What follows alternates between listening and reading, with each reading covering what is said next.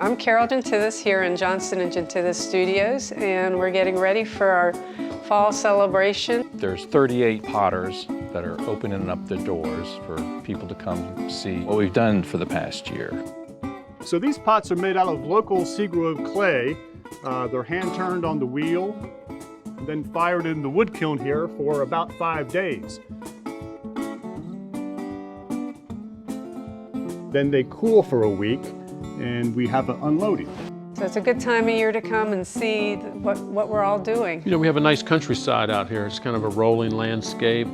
Right now the leaves are really starting to change, so it's getting really nice.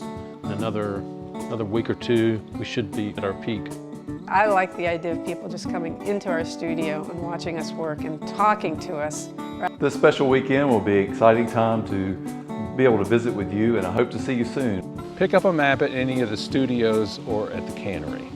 More information at discoverseagrove.com. We look forward to seeing you very soon. I hope some new people will come and discover something in Seagrove.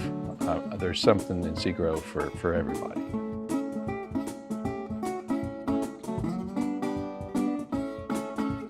Don't you worry about those hang-ups at the port. You just come on down here to Seagrove and we'll fix you up.